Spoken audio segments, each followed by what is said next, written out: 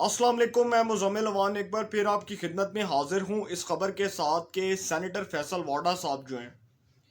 उनका एक अमरीकी शहरियत का केस कई सालों से इस्लामाबाद हाई कोर्ट में भी चला और अब इलेक्शन कमीशन ऑफ पाकिस्तान में भी चल रहा है।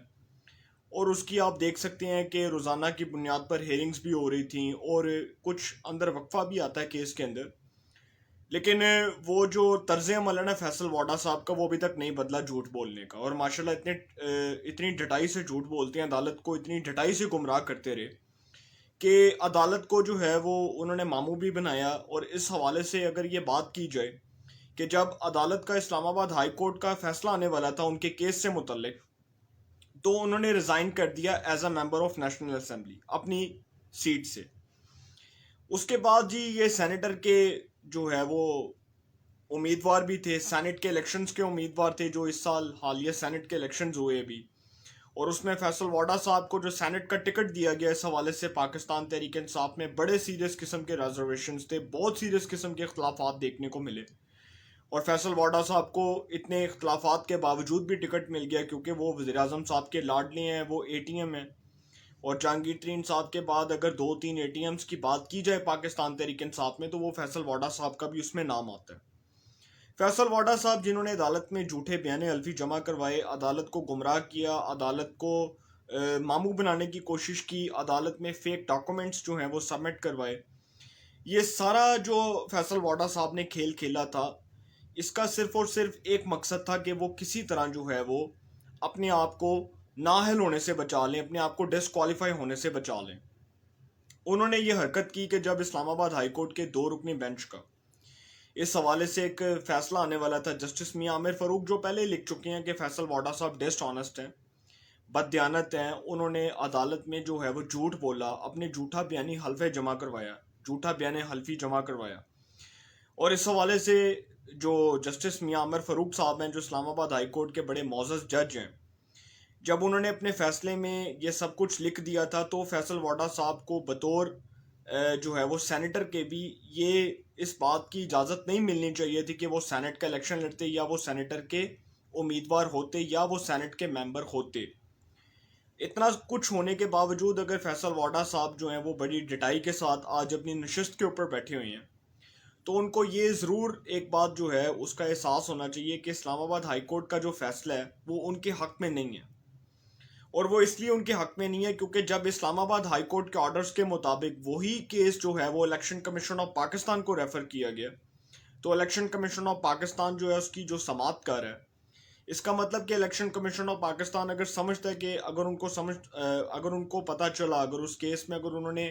हक़ाइक़ को मद्देनज़र रखकर फ़ैसला किया इलेक्शन कमीशन ऑफ पाकिस्तान ने, तो जो फैसल वाडा साहब हैं वो, मैं समझता हूँ कि वो नहीं बच सकेंगे। लेकिन इस केस में आपको बताता हूँ कि दुश्मन का किरदार अदा करने वाले भाई भाई कैसे बने, ये भी मैं आपको बताऊंगा आगे जाके। और ये भी बताऊंगा कि इफ्तिखार मोहम्मद चौधरी साहब जो साबिक चीफ जस्टिस ऑफ पाकिस्तान थे, उनके दौर में दोहरी शहरियत रखने वाले सियासतदानों का हशर क्या हुआ था और उनके हुलिये कैसे बिगड़े थे, ये भी मैं आपको बताऊंगा। फैसल वाडा साहब जो हैं जी, इनके खिलाफ कादिर मंदोखेल साहब जो पीपल्स पार्टी के इस वक्त जो रुकने कौमी असम्बली हैं, उन्होंने जी एक दरख्वास्त दायर की थी कि फैसल वाडा साहब के खिलाफ नैली का केस जो दायर किया गया था वो उनकी दरख्वास्त थी, ये जो कादिर मंदोखेल साहब हैं। और 2018 का जो इलेक्शन था, जिसको आप मोस्ट कंट्रोवर्शियल इलेक्शन के, उसको मैं इलेक्शन तो नहीं कहूँगा, सिलेक्शन कहूँगा। और वो जो मोस्ट कंट्रोवर्शियल सिलेक्शन थी उसके अंदर जी फैसल वाडा साहब शहबाज शरीफ साहब से 600 वोटों से जीत गए। ये पाकिस्तान की तारीख का वो वाहिद इलेक्शन था जिसका इतना मजाक उड़ाया गया, इसके ऊपर इतने तंजिया कहके लगाए गए कि कोई, मैं समझता हूँ कि कोई भी सिलेक्शन को मानने को या इसको तस्लीम करने को जो है वो दिल से कबूल नहीं कर सकता। ये जो इलेक्शन था इसकी भी खैर, इसके ऊपर तो नहीं बात करते हैं ना, किसी और की तरफ, किसी और मौजू की तरफ बात करते हैं। ये कादिर मंदोखेल साहब ने जी ये एक दरख्वास्त दी हुई थी, उसके बाद इस्लामाबाद हाई कोर्ट का डिसीजन आया। और वो डिसीजन इसलिए जो है वो चेंज हो गया क्योंकि इस्लामाबाद हाई कोर्ट के जो डिसीजन था उसके मुताबिक फैसल वाडा साहब ने जब ये देखा कि वो डिसीजन उनके खिलाफ आने वाला, तो उन्होंने फिल फोर जो है वो अपनी नशस्त से रिज़ाइन किया as a member of National Assembly NA 249 Karachi से रिज़ाइन करके। उसके बाद जी वो सेनेट का इलेक्शन लड़े और वो सिंध से सेनेटर मुंतखब हो गए। अब ये जो सारा मामला है, इस मामले के अंदर एक बात को मद्देनज़र रखें कि ये जो कादिर मंदोखेल साहब हैं, इनसे एक सवाल पूछा गया मतीउल्लाह जान साहब की जानिब से, जब ये इलेक्शन कमीशन ऑफ पाकिस्तान में भी ये जो केस चल रहा है फैसल वाडा साहब की नाहली का केस,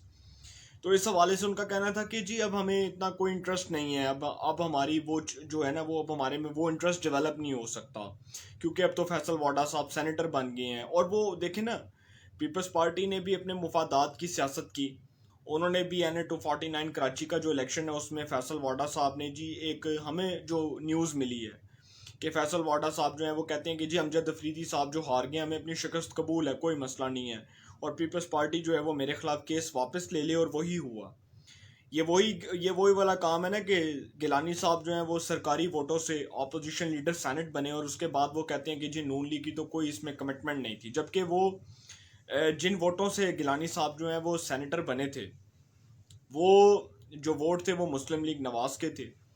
और जिन सरकारी वोटों से वो ऑपोजिशन लीडर सेनेट बने थे, वो वोट जो हैं वो पाकिस्तान तहरीक इंसाफ के थे। तो ये वही हो गया ना कि आप अपनी दफ़ा जो है अपना रंजा राजी करने के लिए इस तरह की बातें करते हैं, और अपना रंजा राजी करने के लिए फैसल वाडा साहब जो है आज उनको गले से लगाने के लिए भी तैयार हैं, कादिर मंदोखेल साहब जो इनके खिलाफ पटिशनर थे। तो जब एक पटिशनर, एक दरख्वास्त गुजार इतना सुस्त होगा, तो इलेक्शन कमीशन ऑफ पाकिस्तान भी क्या करेगा? ज़ाहिर सी बात है वो भी तंग आ जाएगा, और वो कहेगा कि जी हम क्यों इस केस में इंटरेस्ट लें। अब इलेक्शन कमीशन ऑफ पाकिस्तान में ये जो समातें हो रही थी, उसके बाद ये इलेक्शन कमीशन ऑफ पाकिस्तान ने इस केस के अंदर जी 1 महीने का वक्फा दे के फैसल वाडा साहब को 17 अगस्त तक रिलीफ देने का फैसला किया। इसका मतलब कि जी ये केस चलता रहेगा, एट दी एंड फैसला आ जाएगा, कुछ भी नहीं होगा, और फैसला रिवर्स हो जाएगा। और फैसल वाडा साहब इस निज़ाम के लाडले हैं। फैसल वाडा साहब नहीं, बल्कि इनकी जमात के वो तमाम अरकान असम्बली जो इस जमात का हिस्सा हैं, वो तमाम जो हैं वो इस निज़ाम के लाडले हैं। अब मैं आपको बात बताता हूँ कि इफ्तिखार मोहम्मद चौधरी के दौर में क्या हुआ था। जब वो चीफ जस्टिस ऑफ पाकिस्तान थे, उस वक्त जो है ना, कुछ हमारे दोहरी शरीयत वाले जो सियासतदान थे, उनकी दोहरी शरीयत का जब मामला अदालत में गया, तो इफ्तिखार मोहम्मद चौधरी साहब ने उस वक्त एक बड़ा तारीखी फैसला जारी किया था कि वो सियासतदान जो दोहरी शरीयत के हामिल हैं, वो ना तो सेनेट ऑफ पाकिस्तान के मेंबर बन सकते हैं, ना ही वो नेशनल असम्बली के मेंबर बन सकते हैं, ना ही वो किसी प्रोविंशियल असम्बली के मेंबर बन सकते हैं। इस हवाले से जो उनका एक तारीखी फैसला था, अगर आप उसका तारीखी फैसला पढ़ें, एक लार्जर बेंच का, सुप्रीम कोर्ट ऑफ पाकिस्तान के उस वक्त के एक लार्जर बेंच का फैसला पढ़ें, जब वो चीफ जस्टिस ऑफ पाकिस्तान थे इफ्तिखार मोहम्मद चौधरी साहब, तो वो एक बड़ा तारीखी फैसला है। और मैं समझता हूँ कि ऐसा कानून पाकिस्तान में इम्प्लीमेंट होना चाहिए कि सियासतदान को ये कहने की नौबत ना आए कि आप दोहरी शरीयत तर्क करें, बल्कि उसको इलेक्शन लड़ने से ही रोक दिया जाए, ख्वाह वो किसी भी जमात का हो, ख्वाह वो मुस्लिम लीग नवाज का है, ख्वाह वो पाकिस्तान पीपल्स पार्टी का है, ख्वाह वो पाकिस्तान तहरीक इंसाफ का है, किसी भी जमात का है, तो उनको रोकना चाहिए। और इस हवाले से जो इलेक्शन कमीशन ऑफ पाकिस्तान को और अदालतों को भी चाहिए कि वो इस हवाले से एक फ़ैसला जारी करें,